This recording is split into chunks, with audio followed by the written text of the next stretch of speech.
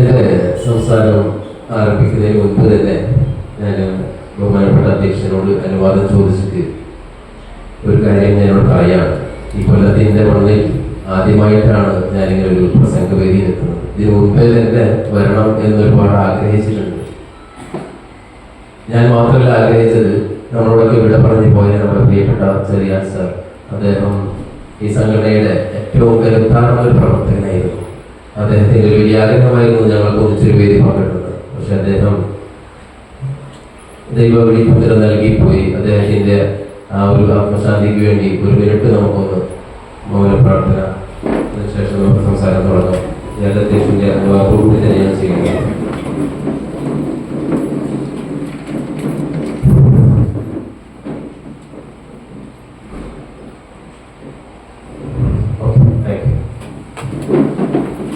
ഏറ്റവും മനോഹരമായിട്ടുള്ള അതിസുന്ദരമായ മനുഷ്യ മനസ്സുകളിൽ ഏറെ ഇടം പിടിച്ച, അതിനേക്കാളൊക്കെ ഉപരി ജനോപകാരപ്രദമായിട്ടുള്ള നന്മ നിറഞ്ഞ പ്രൗഢഗംഭീരമായിട്ടുള്ള ഒരു ആശയം, ആ ആശയത്തെ ഉയർത്തിപ്പിടിച്ചുകൊണ്ട് കേരളത്തിന്റെ വിവിധ മേഖലകളിൽ നന്മ നിറഞ്ഞ ഒട്ടനവധി പ്രവർത്തനങ്ങൾ, സമരമുറകൾ, പ്രകടനങ്ങൾ എന്നിവേണ്ട ജനോപകാരപ്രദമായിട്ടുള്ള പരിപാടികളുമായി കേരളത്തിന്റെ വിവിധ മേഖലകളിൽ മുന്നോട്ട് പോയിക്കൊണ്ടിരിക്കുന്ന വൺ ഇന്ത്യ വൺ പെൻഷൻ അഥവാ OIOP എന്ന നമ്മുടെ പ്രസ്ഥാനത്തിന്റെ കൊല്ലം ജില്ല, ആ ജില്ല ഇന്ന് ജില്ലാ സമ്മേളനം അതിനുവേണ്ടി വേദി ഒരുക്കിയിരിക്കുകയാണ്. സമ്പന്നരായ നേതാക്കന്മാരടക്കം എല്ലാവരും പങ്കെടുക്കുന്ന ഈ സമ്മേളനത്തിന്റെ അധ്യക്ഷ സ്ഥാനം അലങ്കരിക്കുന്ന എൻ്റെ പ്രിയ സുഹൃത്തും കൊല്ലം OIOPയുടെ ജില്ലാ പ്രസിഡന്റ് കൂടിയായ ശ്രീ സാംകുട്ടി അവർ, ഇവിടെ സ്വാഗതം ആശംസിച്ച എൻ്റെ പ്രിയ സുഹൃത്ത് ശ്രീ അലക്സ് PT, കൊല്ലം ജില്ലാ OIOPയുടെ സെക്രട്ടറിയാണ്. ഇന്ന് ഇവിടെ ഉദ്ഘാടനം ചെയ്ത് സംസാരിച്ച ഇവിടെ അധ്യക്ഷൻ അദ്ദേഹവുമായി ബന്ധപ്പെട്ടുകൊണ്ട് പറഞ്ഞു, കേരളത്തിൽ നിന്ന് നടമാടിക്കൊണ്ടിരിക്കുന്ന ഒട്ടനവധി വൃത്തികെട്ട പരിപാടികൾക്ക് ജനോപകാരപ്രദമായ പ്രവർത്തനങ്ങൾ ചെയ്യേണ്ട, പ്രത്യേകിച്ച് കേരള സർക്കാർ സ്ഥാപനങ്ങൾ, ആ സ്ഥാപനത്തിൽ ജോലി ചെയ്യുന്ന നമ്മുടെ ജോലിക്കാർ, നമ്മളുടെ ശമ്പളം കൈപ്പറ്റുന്ന നമ്മുടെ ആളുകൾ ചെയ്തുകൊണ്ടിരിക്കുന്ന നെറികെട്ട പ്രവർത്തനങ്ങളുമായി ബന്ധപ്പെട്ടുകൊണ്ട് ഏതെല്ലാം വിധത്തിലൂടെയാണ് ഖജനാവിന്റെ പണം ചോർന്നൊലിക്കുന്നത് എന്ന്, ഏതെല്ലാം അനാവശ്യമായ തസ്തികകൾ ഇവിടെ നിലനിൽക്കുന്നുണ്ട് എന്നുള്ള ഒട്ടനവധി ഇതുപോലെയുള്ള വിഷയങ്ങൾ കൈകാര്യം ചെയ്തുകൊണ്ട് സാധാരണക്കാരായ മനുഷ്യരിലേക്ക് എത്തിച്ച് ഫേസ്ബുക്കിലും അതുപോലെ തന്നെ മറ്റു സോഷ്യൽ മീഡിയ പ്ലാറ്റ്ഫോമുകളിൽ വളരെ വ്യക്തമായി അതിനേക്കാൾ ശക്തമായ ഭാഷയിൽ പ്രതിഷേധിക്കുകയും ആ പ്ലാറ്റ്ഫോമുകളുടെ കമാൻഡ് ബോക്സുകൾ നോക്കിക്കഴിഞ്ഞാൽ നമുക്ക് കാണാൻ കഴിയും, തെറികൊണ്ട് അഭിഷേകം നടത്തുമ്പോഴും ഒരു പറ്റം ആളുകൾ തെറികൊണ്ട് അഭിഷേകം നടത്തുമ്പോഴും എനിക്കതൊന്നും വിഷയമല്ല, നിങ്ങൾ പറഞ്ഞോളൂ, എനിക്ക് മേലെ ആകാശം താഴെ പോയി ഞാൻ സംസാരിക്കുന്നത് എന്റെ ജനത്തിന് വേണ്ടിയാണ് എന്ന് ഉറക്കെ വിളിച്ച് പറഞ്ഞ് ഇന്നും സോഷ്യൽ മീഡിയയിൽ വളരെ കൃത്യമായിട്ടുള്ള കാര്യങ്ങൾ പ്രബോധനം നടത്തിക്കൊണ്ടിരിക്കുന്ന പ്രിയങ്കരനായ ഇന്നത്തെ ഉദ്ഘാടകൻ ശ്രീ സജി തോമസ്, അതോടൊപ്പം ഇവിടെ വേദി പങ്കിടുന്ന ഞാൻ ആരുടെയും പേര് എടുത്ത് പറയാൻ ആഗ്രഹിക്കുന്നില്ല, എല്ലാവരും എന്റെ പ്രിയപ്പെട്ട സഹപ്രവർത്തകർ, വൺ ഇന്ത്യ വൺ പെൻഷൻ എന്ന പ്രസ്ഥാനത്തിന്റെ ആശയം വിവിധ മേഖലകളിലേക്ക് എത്തിക്കാൻ ഒത്തൊരുമയുടെ പടപ്പാട്ട് മുഴങ്ങിക്കൊണ്ട് ഒന്നിച്ചൊരുമിച്ച് വിവിധ മേഖലകളിൽ, പ്രവർത്തന മേഖലകളിൽ തന്റേതായ കയ്യൊപ്പ് പതിപ്പിച്ച എന്റെ സമുന്നതരായിട്ടുള്ള നേതാക്കന്മാർ, ഈ വേദി, സമ്മേളന വേദി വലിയ രീതിയിലുള്ള അലങ്കാരമാക്കി തീർക്കാൻ, ഇവിടെ പറയുന്ന വിഷയങ്ങളെ കുറിച്ച് കൃത്യമായി പഠനം നടത്താൻ ശ്രദ്ധിക്കാൻ എത്തിച്ചേർന്ന എന്റെ OIOPയിലെ പ്രിയപ്പെട്ട സഹോദരി, എന്റെ പ്രിയപ്പെട്ട ഒരുപാട് അമ്മമാർ ഉണ്ട്, വളരെ സന്തോഷം. അതുപോലെ തന്നെ പ്രിയപ്പെട്ട സുഹൃത്തുക്കൾ, കുട്ടികൾ, നിങ്ങളോടൊക്കെ ഏറെ സ്നേഹമാണ്, അതിനേറെ ബഹുമാനമാണ് എനിക്ക്. കാരണം ഈ ഒരു ആശയം വന്നപ്പോ കക്ഷി രാഷ്ട്രീയത്തിൽ നിന്ന് വിട്ടുനിന്നുകൊണ്ട് ഈ ഒരു പ്രസ്ഥാനം മുൻപോട്ട് വെച്ച ആശയം, അതാണ് നമുക്ക് ആവശ്യമുള്ളത് എന്ന് ഉറക്കെ പ്രഖ്യാപിച്ചുകൊണ്ട് ഈ പ്രസ്ഥാനത്തെ ചൂട് ചേർത്ത് വെച്ച് ഈ പ്രസ്ഥാനത്തിൽ വന്നിട്ടുണ്ടെങ്കിൽ തീർച്ചയായും ഇത് ഓരോ മനുഷ്യന്റെയും, ഇവിടെ വന്നിരിക്കുന്ന ഈ ആശയം നെഞ്ചിലേറ്റിരിക്കുന്ന ഓരോ മനുഷ്യന്റെയും മനുഷ്യ നന്മയാണ് നമ്മൾ അവിടെ കാണുന്നത്. ഈ വേദിയിൽ ഇവിടെ കേട്ടിക്കൊണ്ടിരിക്കുന്ന എന്റെ പ്രിയ സഹോദരങ്ങൾ, ഇന്നത്തെ ആധുനിക സംവിധാനത്തിലൂടെ ലോകത്തിന്റെ വിവിധ അഷ്ടദിക്കുകളിൽ നിന്ന് വിവിധ കോണുകളിൽ നിന്ന് ഈ സമ്മേളനത്തെ വീക്ഷിക്കുന്നവർ, എന്നെ കാണുന്നവർ, എന്നെ കേൾക്കുന്നവർ, എന്റെ പ്രിയപ്പെട്ട മുഴുവൻ OIOP-യിലെ സഹോദരി സഹോദരങ്ങളെ, എല്ലാവർക്കും നമസ്കാരം. ഒരുപാട് ഈ മനുഷ്യ പിറന്നതിന് ശേഷം ഒരുപാട് യുഗങ്ങൾ താണ്ടിയാണ് നമ്മൾ ഇവിടെ വരെ എത്തിയത്. അത് ഏറ്റവും കെട്ട കാലഘട്ടം, അതല്ലെങ്കിൽ ഏറ്റവും ഒരു കലികാല യുഗത്തിലൂടെയാണ് നമ്മൾ പോയിക്കൊണ്ടിരിക്കുന്നത് എന്നൊക്കെ നമുക്ക് വേണമെങ്കിൽ വിശേഷിപ്പിക്കാവുന്ന അത്രയും ഒരു കെട്ട കാലഘട്ടത്തിലൂടെ ജീവിച്ചുകൊണ്ടിരിക്കുകയാണ്. ഇപ്പോ ഇവിടെ കണക്കുകൾ ഉദ്ഘാടകൻ പറഞ്ഞപ്പോ കോടികളുടെ കണക്കുകളാണ്. സത്യത്തിൽ അതൊക്കെ കേട്ടപ്പോ തല ധരിച്ചു പോയി. എന്ത് ഇനി പറയണമെന്ന് എനിക്ക് അറിയുന്നില്ല. കാരണം അത്രയും വലിയ കണക്കുകൾ, ഇതൊന്നും സാധാരണക്കാരെ നമുക്ക് അറിയുന്നില്ല എന്നുള്ളതാണ്. എത്രയെത്ര കോടികളുടെ കണക്കാണ്, എത്രയെത്ര കോടികളാണ് നമ്മളുടെ ഫണ്ടുകൾ ചെലവാക്കിക്കൊണ്ടിരിക്കുന്നത്. ഇവിടെ മലയാളികളടക്കം ലോകത്തുള്ള പല ആളുകളും ഒരുപാട് മഹാമാരികൾക്ക് സാക്ഷികളായിട്ടുള്ളതാണ്. നിപ്പ പോലെയുള്ള, സുനാമി പോലെയുള്ള, അതുപോലെ ഈ കൊറോണ, പ്രളയം എന്നൊക്കെ പറഞ്ഞ ഒരുപാട് മഹാമാരികൾ വന്നു. എല്ലാ മനുഷ്യരും ജാതിയും എല്ലാം മറന്ന് അതിർവരമ്പുകൾ മറന്നുകൊണ്ട് ഈ ഒരു മഹാമാരിക്കെതിരെ ഒരുമിച്ച് ഒറ്റക്കെട്ടായി നിന്ന് അതിജീവനത്തിന്റെ മാർഗങ്ങൾ തേടി അതിന്റെ ഫലമായി കൊണ്ട് ദൈവത്തിന്റെ മഹത്വമേറിയ അനുഗ്രഹത്താൽ ആ മഹാമാരികൾ എന്നൊക്കെ നമുക്ക് രക്ഷപ്പെടാൻ സാധിച്ചു. ഒരുപാട് ജീവനഷ്ടങ്ങൾ ഉണ്ടായിട്ടുണ്ട്, സാമ്പത്തിക നഷ്ടങ്ങളും അതുപോലെ ഒട്ടനവധി നാശനഷ്ടങ്ങൾ നമുക്ക് സംഭവിച്ചിട്ടുണ്ടെങ്കിലും ദൈവത്തിന്റെ അനുഗ്രഹം കൊണ്ട് ആ മഹാമാരികളിൽ നിന്നൊക്കെ നമ്മൾ രക്ഷപ്പെട്ട് ഇന്ന് നമ്മൾ വീണ്ടും ആ ഒരു ജീവിതത്തിലേക്ക് കടന്നു വന്നിരിക്കുകയാണ്. പക്ഷേ ഈ കൊറോണയെന്നോ സുനാമിയെന്നോ പ്രളയമെന്നോ എന്ന ഓമന പേര് പോലെ പ്രത്യേകിച്ചൊരു നാമങ്ങളൊന്നും ഇടാതെ ഒരു മഹാമാരി ഇന്നും കേരളത്തിന്റെ അഷ്ടദിക്കുകളിൽ പ്രവർത്തിച്ചു കൊണ്ടിരിക്കുന്നുണ്ട്. ആ മഹാമാരി ദിവസവും നമ്മുടെ കേരളത്തെ കാർന്നു നിന്നുകൊണ്ടിരിക്കുകയാണ്. ഈ മഹാമാരിക്കെതിരെ പ്രതിഷേധിക്കാൻ, അതിനെ തുടച്ചു നീക്കാൻ എന്തുകൊണ്ട് ഒരുമിച്ച് എല്ലാവരും ഒറ്റക്കെട്ടായി നിൽക്കുന്നില്ല എന്നുള്ളതാണ് നമ്മളെല്ലാരെയും അത്ഭുതപ്പെടുത്തുന്നത്.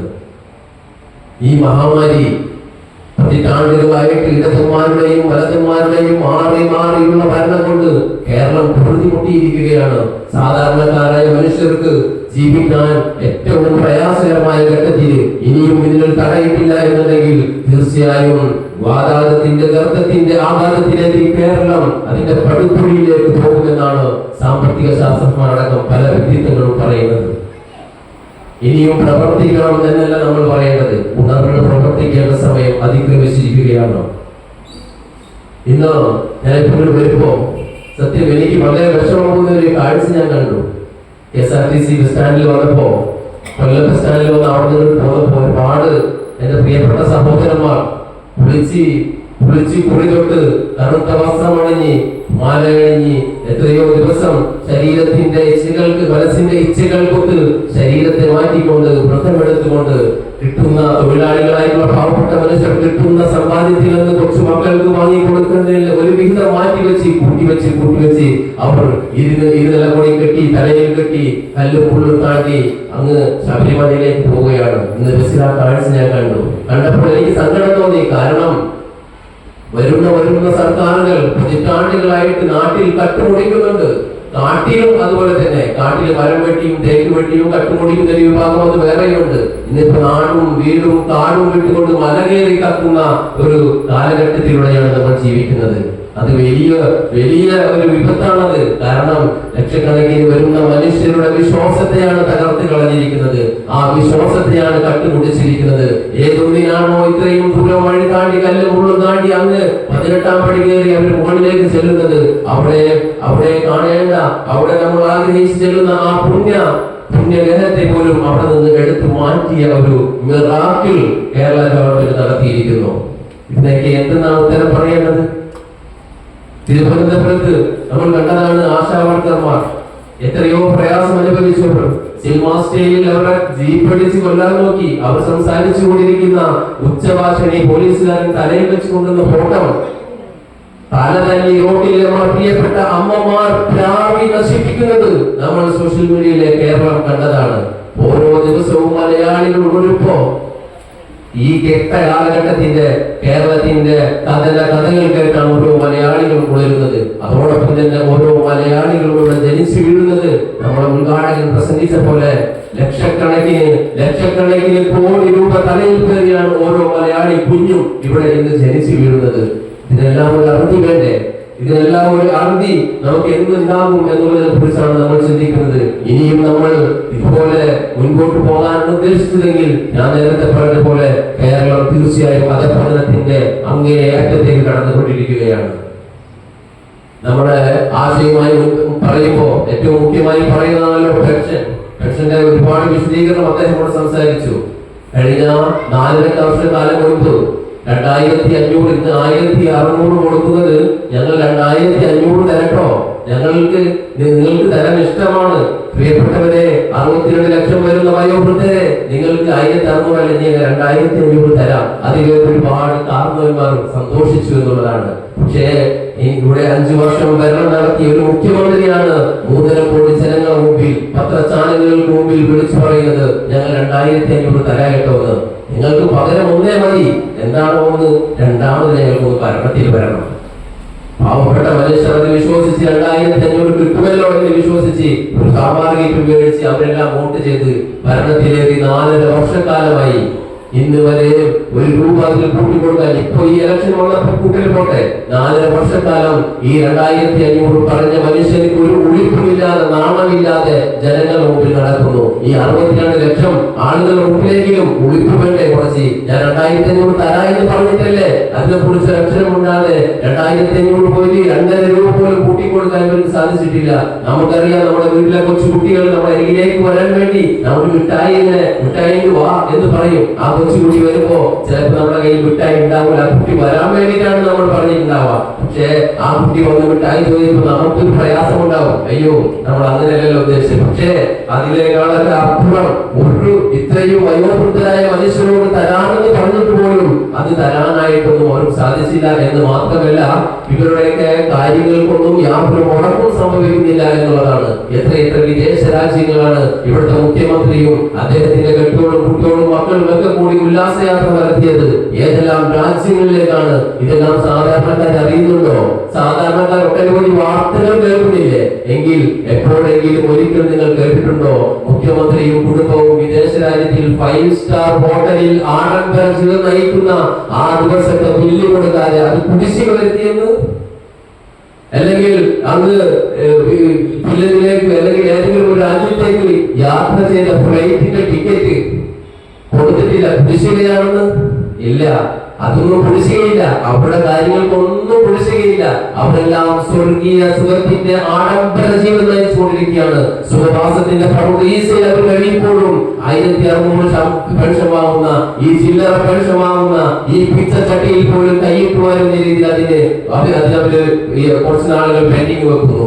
അതിന് അവർക്ക് കുടിശ്ശിക വെക്കണം, അതിന് കടം പറയണം. ഇവർ ചെയ്യുന്ന ആഡംബരങ്ങൾക്കും ഇവരുടെ സൗകര്യങ്ങൾക്കും ഇവർ നടക്കുന്ന ഉല്ലാസയാത്രകൾക്കൊന്നും 1 രൂപയും ഒരാൾക്കും കടം കൊടുക്കാനില്ല. എല്ലാം കൃത്യമായി അത് കിട്ടി. കടം ഇവരുടെ കാര്യങ്ങൾക്ക് വീണ്ടും വീണ്ടും ലോക ബാങ്കുകളിൽ നിന്ന് കടം എടുത്തുകൊണ്ടിരിക്കുകയാണ്. അതെല്ലാം മലയാളികളുടെ തലയിൽ കെട്ടിവെക്കുകയാണ്. ഇവരുടെ പരമ്പരകൾക്കൊന്നും ഒരു കുഴപ്പമില്ല. അതിനോടെല്ലാം അവിടെ തോന്നിച്ചു വെച്ചിട്ടുണ്ട്. അവരുടെ പോക്കറ്റ് വീർപ്പിക്കുവാനും അവരുടെ കുടുംബാംഗങ്ങളുടെ കൃത്യമായിട്ടുള്ള ജീവിത ശൈലിയും അവരെല്ലാം സെറ്റ് ചെയ്തിട്ടാണ് അവർ പോകുന്നത്. സാധാരണക്കാരെ നമ്മൾ എന്ത് ചെയ്യും? നമ്മുടെ പരമ്പര എന്ത് ചെയ്യും? നമ്മുടെ തലമുറ എന്ത് ചെയ്യും? അതെല്ലാം ചിന്തിക്കേണ്ട ഒരു വിഷയം തന്നെയാണ്. എന്തിനാണ് ഈ ഉല്ലാസയാത്ര നടത്തിയത്? വിദേശ നിക്ഷേപം ഇങ്ങ് കൊണ്ടുവരാൻ. വിദേശ നിക്ഷേപം ഇവിടെ കൊണ്ടുവന്ന് കേരളത്തെ സമ്പന്നമാക്കാനാണ് മുഖ്യമന്ത്രിയും അദ്ദേഹത്തിന്റെ കെട്ടോടും കുട്ടോടും പേരക്കുട്ടികളും എല്ലാം കൂടി അത് വിദേശ രാജ്യങ്ങളിൽ കറങ്ങി നടന്നത്. 1 രൂപ പോലും ഒഴുക്കില്ലാത്ത ഈ മുഖ്യമന്ത്രി 1 രൂപ പോലും വിദേശ നിക്ഷേപം കൊണ്ടുവന്നിട്ടില്ല എന്ന് മാത്രമല്ല, ഈ പുനലൂരിന്റെ മണ്ണിൽ സംസാരിക്കുമ്പോൾ ഒരു പ്രവാസിയായ എനിക്ക് ഒരു കാര്യം കൂടി ഇവിടെ സൂചിപ്പിക്കാനുണ്ട്. ഈ പുനലൂരിന്റെ മണ്ണിലാണ് എന്റെ അറിവ്. 2018 സുഹൃത്തിൽ എന്ന് പറയുന്ന ഒരു പ്രവാസി ഉണ്ടായിരുന്നു. നിങ്ങളത് അറിഞ്ഞിട്ടുണ്ടാകും. ആ പ്രവാസ ലോകത്തിൽ ഒരുപാട് കഷ്ടപ്പെട്ട് പ്രയാസങ്ങൾ അനുഭവിച്ച് ഇഷ്ടമായ ജീവിതം, ഇനി ബാക്കിയുള്ള ജീവിതം കുടുംബത്തോടൊപ്പം ഇവിടെ ജീവിക്കാമെന്ന് കരുതിക്കൊണ്ട് അദ്ദേഹം തന്റെ നാട്ടിൽ വന്നൊരു വർക്ക്ഷോപ്പ് തുടങ്ങി. അതിൽ തുടങ്ങാൻ വേണ്ടി സ്ഥലമെടുക്കുകയും അതിന് വാടകയ്ക്ക് സ്ഥലമെടുത്ത് അതിന് കെട്ടിടം ഉപയോഗിച്ച് ഇദ്ദേഹത്തിന്റെ സംസ്ഥാനത്തിൽ പറയാനുള്ള പോലെ ഒരുപാട് നൂലാമലം അതിന്റെ പിന്നിൽ വന്ന് പാർട്ടിക്കാരോട് പൊടികുത്തി അവസാനം അദ്ദേഹത്തിന്റെ എല്ലാ പ്രതീക്ഷകളും ആ ഒരു കഷ്ണം കരുതിൽ അവസാനിപ്പിച്ച് അദ്ദേഹം തൂങ്ങി മരിച്ചു. ഒരു പ്രവാസിയായിരുന്നു. അങ്ങനത്തെ ഒരു വർക്ക്ഷോപ്പ് പോലും തുടങ്ങാൻ സമ്മതിക്കാത്ത ആളുകളാണോ വിദേശ രാജ്യങ്ങളിൽ നിന്ന് ഫണ്ട് മുടക്കം നിക്ഷേപിച്ച് കേരളത്തെ സമ്പന്നമാകുമെന്ന് പറയുന്നത്? ഒരിക്കലും പ്രതീക്ഷിക്കേണ്ട. അതും 2500 രൂപ കൊടുക്കുക എന്ന് പറഞ്ഞ പോലെ കള്ളത്തരവും കൊള്ളത്തരവും മാത്രമാണ് പറഞ്ഞത്. ഇനി കൈ നനയാതെ മീൻ പിടിക്കുക എന്ന് പറയുന്ന ഒരു സംവിധാനം നമുക്ക് കേട്ടിട്ടുണ്ടല്ലോ. അതുകൊണ്ട് ഇവിടെ പ്രതിപക്ഷം എന്ന് പറയുന്ന ഒരു വിഭാഗം. എന്തിനാണ് പ്രതിപക്ഷ നേതാവ്? നമ്മൾ ചെല്ലും ചെലവ് കൊടുത്ത് ലക്ഷങ്ങൾ കൊടുത്ത് എത്രയോ സ്റ്റാഫിന് എനിക്ക് തോന്നുന്നു 26ഓളം സ്റ്റാഫ് പ്രതിപക്ഷ നേതാവിന് തന്നെയുണ്ട്. ലക്ഷങ്ങൾ കൊടുത്ത് എല്ലാവിധ ആനുകൂല്യങ്ങളും നമ്മുടെ നികുതി പണത്തിൽ നിന്ന് പറ്റിയ ഒരു പ്രതിപക്ഷ നേതാവ് എന്തിനു വേണ്ടിയായ തസ്തിക? ഭരണപക്ഷം തെറ്റ് ചെയ്യുമ്പോൾ ഞങ്ങൾ നോക്കിക്കോളാം, ഞങ്ങൾ പ്രതിഷേധിച്ചോളാം എന്ന് പറഞ്ഞു കുത്തിരിക്കുന്നു. ഭരണപക്ഷം തെറ്റ് ചെയ്യുമ്പോൾ പ്രതിപക്ഷത്തെ വിവിധമായ MLA-മാരും രാഷ്ട്രീയ നേതാക്കന്മാരും ചാനലുകൾ മുമ്പിൽ ചിരിച്ചുകൊണ്ട് അവരുടെ അകത്ത് ഓടാക്കാൻ നോക്കി കോമരം തുള്ളുമ്പോ അതുപോലെ തന്നെ ഒരു കോമരം തുള്ളലാണ് പ്രതിപക്ഷ നേതാവ് നടത്തുന്നത്. അതിനപ്പുറത്തേക്ക് കേരള ജനതയ്ക്ക് വേണ്ടിയിട്ട് ലക്ഷങ്ങൾ വാങ്ങിയിട്ട് പ്രതിപക്ഷ നേതാവ് ഒന്നും ചെയ്യുന്നില്ല. എന്തെങ്കിലും ചെയ്ത് നിങ്ങൾ അറിവില്ലല്ലോ. ഇക്കണ്ട പ്രവാസികളാണ് നടക്കുന്നുണ്ട്. പ്രതിപക്ഷ നേതാവ് എന്ത് ചെയ്തു? അയാൾക്ക് കിട്ടുന്ന എല്ലാ ആനുകൂല്യങ്ങളും അയാൾക്ക് കിട്ടുന്നുണ്ട്. അത് അയാൾ അടിച്ചുപൊളിച്ച് ജീവിക്കുന്നുണ്ട്. അയാൾ ഒരു പേരിന് ക്യാമറ മുമ്പിൽ വന്ന് പറയുന്നു ഞങ്ങൾ അങ്ങനെ ചെയ്യും ഇങ്ങനെ ചെയ്യും. 5 കൊല്ലം കഴിഞ്ഞാൽ ഇപ്പോ ഏകദേശം ഒരു ധാരണയുണ്ട്. അതിനുവേണ്ടി മുഖ്യമന്ത്രി ഉപായമെടുത്ത് അഭിനയിക്കുന്നുണ്ട്. അപ്പൊ ഇവരൊക്കെ നമ്മളെ നന്നാക്കാനല്ല, ഇവരൊക്കെ ഇവരുടെ ജീവിത ശൈലി സെറ്റാക്കിക്കൊണ്ട് ഈ ഒരു ഈ ദൈവത്തിന്റെ സ്വന്തമാണെന്ന് അറിയപ്പെടുന്ന കേരളത്തെ നശിച്ച് നാമളക്കല്ലാക്കിക്കൊണ്ടിരിക്കുകയാണ്. പ്രിയപ്പെട്ടവരെ, വൺ ഇന്ത്യ വൺ പെൻഷൻ എന്ന മഹത്വമേറിയ ഈ ഒരു പ്രസ്ഥാനത്തിന്റെ പ്രസക്തി അവിടെയാണ് നമ്മൾ കാണേണ്ടത്. അതുമായി ബന്ധപ്പെട്ടുകൊണ്ട് പറയുമ്പോൾ എനിക്ക് യുവാക്കളോടാണ് ഏറ്റവും കൂടുതൽ പറയാനുള്ളത്. ഹ്യൂമൻ റൈറ്റ്സ്, മാനവവിഭവശേഷി, ലോകത്തിൽ ചർച്ച ചെയ്യുന്ന അല്ലെങ്കിൽ ലോകമാതിനെ കുറിച്ച് ഒരുപാട് പഠനം നടത്തി പഠിപ്പിച്ചിട്ടുള്ള ഹ്യൂമൻ റൈറ്റ്സിനെ കുറിച്ച് യുവാക്കളാണ് ഇന്നിന്റെ ഈ വരുന്ന കാലഘട്ടത്തിൽ യുവാക്കളെ ഏറെ പ്രതീക്ഷയോടെയാണ് ലോകം കാണുന്നത്. 2030 ആകുമ്പോഴേക്കും 800 കോടി വരുന്ന ഈ ലോകത്തിന്റെ ജനങ്ങളിൽ 130 കോടിയോളം യുവാക്കൾ ഉണ്ടാകുമെന്നാണ് പറയുന്നത്. ഈ 2025 കണക്ക് അനുസരിച്ച് 120 കോടിയും ഇനി വരാനിരിക്കുന്ന 130 കോടി യുവാക്കളും യുവതലമുറ ലോകം ഉറ്റുനോക്കുന്നത്. എന്റെ പ്രിയപ്പെട്ട യുവാക്കളെ, നിങ്ങളോടാണ് എനിക്ക് പറയാനുള്ളത്. ഏറ്റവും നന്മ നിറഞ്ഞ പ്രവർത്തനങ്ങൾ കൊണ്ട് ലോകത്തെ നയിക്കേണ്ട യുവാക്കൾ, പാർലമെന്റിൽ ചടുലമായ മനോഭാവത്തോടെ പ്രവർത്തിക്കേണ്ട യുവാക്കൾ, സെക്രട്ടേറിയറ്റുകളിൽ നിയമനിർമ്മാണ രംഗത്ത് വിവിധ തസ്തികകളിൽ കൃത്യമായ ഇടപെടലുകൾ നടത്തി കൃത്യമായി മുന്നോട്ട് പോകേണ്ട യുവാക്കൾ, അങ്ങനെ എത്രയെത്ര മേഖലകളിൽ നാടിന്റെയും നാട്ടുകാരുടെയും ഇടയിൽ സമൂഹത്തിന്റെ ഇടയിൽ നന്മ നിറഞ്ഞ പ്രവർത്തനങ്ങൾ കാഴ്ചവെക്കേണ്ട യുവക്കൾ, കുടുംബാംഗങ്ങളിൽ, സഹപ്രവർത്തകരിൽ, കൂട്ടാളികളിൽ ഏറ്റവും ഐക്യത്തിന്റെയും സ്നേഹത്തിന്റെയും പടപ്പാട്ട് മുഴക്കേണ്ട യുവക്കൾ, അതുപോലെ തന്നെ പ്രിയപ്പെട്ട മാതാപിതാക്കൾക്ക് ഏറ്റവും കാരുണ്യത്തിന്റെ സ്വരങ്ങൾ കരുതിയെടുത്ത് മാതാപിതാക്കളുടെ സ്നേഹവും ആദരവും ബഹുമാനവും അലകല്ലി ഒഴുകേണ്ട യുവത്വം. ഈ നാടിന് യുവത്വത്തിന്റെ പങ്ക് ചെറുതൊന്നുമല്ല. വരാനിരിക്കുന്ന നാളുകളിൽ നാടിന്റെ വികസനത്തിനും പുരോഗതിക്കും അതിന്റെ കാൽപ്പടവുകൾക്ക് കൃത്യമായ ധൈര്യപൂർവ്വമുള്ള തീരുമാനങ്ങൾ എടുത്ത് ദൈവത്തിന്റെ അനുഗ്രഹമായി നൽകിയ ഈ തലച്ചോറ് ഒരാളുടെ മുമ്പിലും പടയപ്പെടുത്താതെ, നട്ടൊരാളുടെ മുമ്പിലും കൊണ്ട് പടയപ്പെടുത്താതെ കൃത്യമായിട്ടുള്ള തീരുമാനങ്ങൾ എടുത്ത് ചടുലതയോടെ മുന്നോട്ട് പോകേണ്ട യുവത്വം. ഈ യുവത്വത്തിൽ ഈ നാടിന്റെ ചരിത്രം എടുത്ത് പരിശോധിച്ചാൽ ലോകത്തിന്റെ വിവിധ വിപ്ലവകരമായ മാറ്റങ്ങളുടെ പിന്നിലും യുവത്വമാണ്. സാമ്രാജ്യത്തിന്റെ മേൽക്കോയ്മയിൽ ആ മേൽക്കോയ്മയ്ക്ക് മുമ്പിൽ നെഞ്ചുപിടിച്ച് പടപൊട്ടിയ ഈ രാജ്യത്തിന് സ്വാതന്ത്ര്യം നേടിത്തന്നതിലും യുവാക്കളുടെ ഒരു പടം നമുക്ക് കാണാൻ കഴിയും. യുവത്വത്തിന്റെ പ്രസരിപ്പാണ് യുവത്വത്തിന്റെ തീജ്വാലകളാണ് ചരിത്രത്തിൽ പിടിക്കപ്പെട്ടിട്ടുള്ളത്. ജവഹർലാൽ നെഹ്റു, സുഭാഷ് ചന്ദ്രബോസ്, അതുപോലെ തന്നെ ഷൗക്കത്ത് അലി മുഹമ്മദ് അലി ജൗഹർ, ആസാദ് തുടങ്ങിയുള്ള ബാലഗംഗാധര തിലക് തുടങ്ങിയുള്ള ഒട്ടനവധി സ്വാതന്ത്ര്യ സമര സേനാനികൾ അവരൊക്കെ യുവാക്കളായിരുന്നു. 15, 20, 25 ഒക്കെ വയസ്സുള്ള യുവാക്കളായിരുന്നു. അവരെല്ലാം നമ്മൾ പഠിക്കുന്ന പോലെ തന്നെ പഠിച്ചു. അവർ ചിന്തിച്ചു. അവർ പഠിച്ചതും ചിന്തിച്ചതും ചൊല്ലുകൂട്ടി അവരുടെ രാജ്യത്തിലൂടെ അവർ സമർപ്പിച്ചു. അങ്ങനെ ഈ സ്വാതന്ത്ര്യം നേടിത്തന്നു. അത് ഏത് മേഖലകളിലും, സാംസ്കാരികമായിക്കോട്ടെ, വൈജ്ഞാനികമായിക്കോട്ടെ, ശാസ്ത്രീയപരമായിക്കോട്ടെ, ഏത് സമയത്തും അവർ ഈ രാജ്യത്തിന് വേണ്ടി സമർപ്പിച്ചതിന്റെ അടിസ്ഥാനത്തിലാണ് ഈ രാജ്യത്തിന്റെ ഈ സ്വാതന്ത്ര്യം നാം അനുഭവിച്ചുകൊണ്ടിരിക്കുന്നത്. അപ്പോൾ ഈ യുവാക്കൾ മണ്ണിന്റെ മൺപെൻഷന്റെ പ്രസ്ഥാനത്തെ മുന്നിലേക്ക് വന്നുകൊണ്ട് ഇതിനെ ഒറ്റക്കെട്ടായി മുന്നോട്ട് പോകാൻ നമുക്ക് ഒന്നിച്ചൊന്നിച്ച് നിൽക്കേണ്ടതുണ്ട്. എന്റെ സമയം ഇവിടെ കഴിയുകയാണ്. ഞാൻ എനിക്കുണ്ടായിരുന്ന ഒരു അനുഭവം കൂടി പങ്കുവച്ചിട്ട് ഞാൻ എന്റെ വാക്കുകൾക്ക് വിരാമം കുറിക്കുകയാണ്. ഈ പ്രസ്ഥാനത്തിന്റെ തുടക്കം മുതൽ അതിന്റെ മേഖലകളിലേക്ക് ഈ വീഡിയോ കാര്യങ്ങൾ പറയുന്നതിന് വേണ്ടി അതിന്റെ വിശദമായി സംസാരിക്കുന്നതും അതുമായി ബന്ധപ്പെട്ടുകൊണ്ടൊക്കെ ഞാൻ വീഡിയോസ് ചെയ്യുമ്പോൾ മറ്റു പല ജില്ലകളിലേക്ക് മീറ്റിങ്ങുകൾക്കൊക്കെ അന്ന് സൂം മീറ്റിംഗ് ആണ് നടന്നിരുന്നത്. ഞാനും അതിൽ പല സ്ഥലങ്ങളിൽ പങ്കെടുത്തിട്ടുണ്ട്.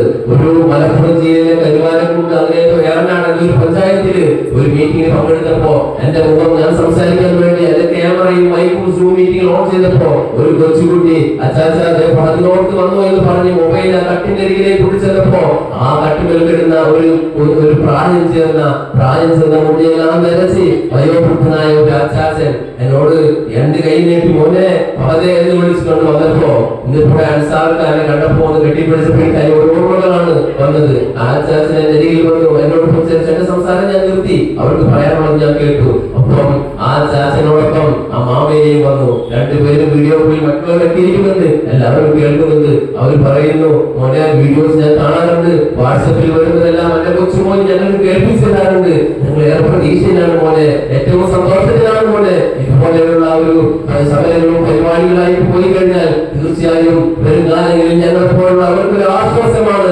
ഏറെ സന്തോഷമാണ് മോനെ എന്ന് ആ അച്ഛനും അമ്മയും പറഞ്ഞപ്പോ കണ്ണ് നിറഞ്ഞു പോയി. സത്യത്തിൽ അത് നമുക്ക് ശരിയാക്കാമെന്ന് പറഞ്ഞുകൊണ്ട് പിന്നീട് ഞാൻ അവരെ കോണ്ടാക്ട് ചെയ്യാറുണ്ടായിരുന്നു. പക്ഷേ നിർഭാഗ്യവശാൽ ദൈവത്തിന്റെ ഉത്തരത്തിന് വിളി നൽകിക്കൊണ്ട് കഴിഞ്ഞ 2 വർഷക്കാലം മുൻപാണെന്ന് തോന്നുന്നു ആ അച്ഛൻ ആദ്യം പോയി. അതിന്റെ പിന്നാലെ 4 മാസത്തിന് ശേഷം ആ അമ്മച്ചും ഈ ലോകത്തോട് ഇവിടെ പറഞ്ഞു. ഈ ഇതുപോലത്തെ ആശയങ്ങൾ നെഞ്ചിലേറ്റി ഏറെ ആശയോടെ ഏറെ പ്രതീക്ഷയോടെ ഞങ്ങളുടെ ജീവിതത്തിന്റെ അവസാന കാലഘട്ടത്തിൽ ഞങ്ങൾക്ക് സന്തോഷത്തോടെയും സമാധാനത്തോടെയും ആഹ്ലാദത്തോടെയും ജീവിക്കാൻ പ്രതിമാസം 10,000 രൂപയെങ്കിലും കിട്ടുകയാണെങ്കിൽ ഞങ്ങൾക്ക് എത്ര സന്തോഷമാണ്. അത് ഞങ്ങളുടെ ജീവിതത്തിന്റെ മാറ്റി മറിക്കുമല്ലോ എന്ന് ആശിച്ച എത്ര അച്ഛനമ്മമാർ, എത്ര ഉമ്മമാര് ഉപ്പമാര് കേരളത്തിന്റെ വിവിധ മേഖലകളിലുണ്ട്. ഇതിൽ എത്ര പേര് ഇന്ന് ലോകത്തോട് ഇവിടെ പറഞ്ഞിട്ടുണ്ട്. ഇവിടെ ആശയങ്ങളും ആഗ്രഹങ്ങളും പ്രതീക്ഷകളും എല്ലാം ഈ മണ്ണിലടക്കി പോയി. ഇത് ഗവൺമെന്റ് സ്ഥാപനങ്ങളിൽ ജോലി ചെയ്യുന്ന ഗവൺമെന്റ് ഉദ്യോഗസ്ഥർ, ആഡംബര ജീവിതം നയിക്കുന്ന രാഷ്ട്രീയക്കാർ, ഇവിടെ പറഞ്ഞല്ലോ 5,42,000 അതിനുപോലെ തന്നെ പെൻഷൻ പറ്റുന്ന ആളുകളുണ്ട്. അതുപോലെ തന്നെ രാഷ്ട്രീയ നേതാക്കൾ, രാഷ്ട്രീയ തൊഴിലാളി ജീവിക്കുന്നവർ, ഇവരെല്ലാം പറ്റുന്ന ഈ പൈസ, ഇവർ പുറത്തടിക്കുന്ന ഈ പൈസ, ഇവർ ജീവിതത്തിന്റെ മേഖലകളിൽ സുഖാനുഭൂതിയുടെ ലോകത്തേക്ക് കൊണ്ടുപോകുന്ന ഈ പൈസ ഈ പാവപ്പെട്ട മനുഷ്യർക്ക് കൊടുക്കേണ്ട അവകാശം അവകാശം പോലെ കൊടുത്തുകൊണ്ട് അവർ ഇന്ന് സുഖാനുഭൂതി ജീവിക്കുന്നതെങ്കിൽ ഇതുപോലെ ഒരുപാട് അച്ഛനമ്മമാർ ഇന്ന് ഈ ലോകത്തോട് ഇവിടെ പറഞ്ഞിട്ടുണ്ടെങ്കിൽ അതിൽ നമുക്ക് കടന്നു ചോദിക്കാൻ കഴിയില്ലെങ്കിലും ദൈവം വിടുകയില്ല. ഈ വലിയ പ്രസ്ഥാനം ഇന്ന് ഇങ്ങനെ പോകുന്നുണ്ടെങ്കിലും തീർച്ചയായിട്ടും വരുന്ന ആളുകൾ അതിന്റെ ശക്തി ആർജിച്ച് ഏറ്റവും ചോദിച്ച് പ്രകാശങ്ങളും പ്രതിഷേധങ്ങളും പ്രകടനങ്ങളും സമരങ്ങളുമായി മുന്നോട്ട് പോകാൻ തന്നെയാണ് തീരുമാനം. അതിലുള്ള ആളുന്ന ചില അസാരസ്യം അതൊക്കെ സ്വാഭാവികമായി ഉണ്ടാകുന്നത്. അതിനപ്പുറത്തേക്കൊന്നും ഈ പ്രസ്ഥാനത്തിന് തകർച്ചയും പറ്റിയിട്ടില്ല. ഈ പ്രസ്ഥാനം മുന്നോട്ട് ചെയ്യുന്ന ആശയം അത് നടപ്പിലാക്കുക തന്നെ ചെയ്യും. അതിനുവേണ്ടിയാണ് പ്രിയപ്പെട്ടവരെ ഇന്ന് ലോക കേരളത്തിന്റെ മേഖലകളിൽ ഈ പ്രസ്ഥാനവും ഇതിന്റെ ആശയവുമായി മുന്നോട്ട് പോയിക്കൊണ്ടിരിക്കുന്നത്. ഈ എത്ര അച്ഛനമ്മമാർ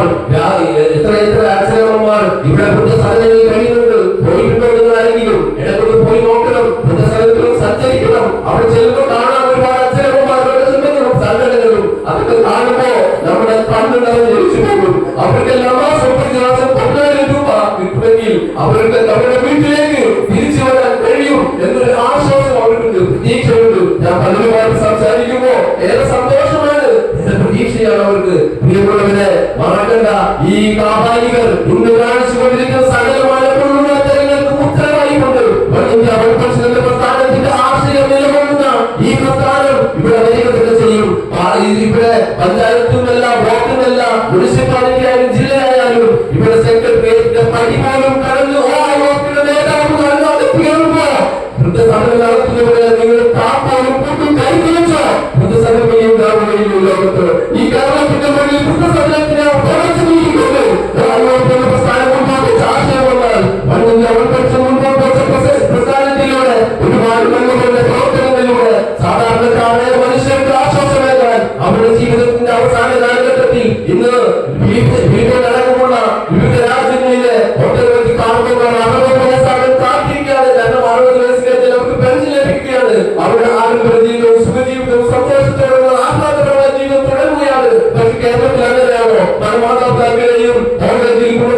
അവസ്ഥ. അതിൽ നിന്നെല്ലാം വ്യത്യസ്തമായി നമുക്ക് കണ്ണിന്റെ ഓപ്പറേഷന്റെ പ്രസ്ഥാനം കൊണ്ടുപോകുമ്പോ അതിലൊരു മാറ്റം ഉണ്ടാകുമെന്നുള്ള കാര്യത്തിൽ ഒരു സംശയമില്ല.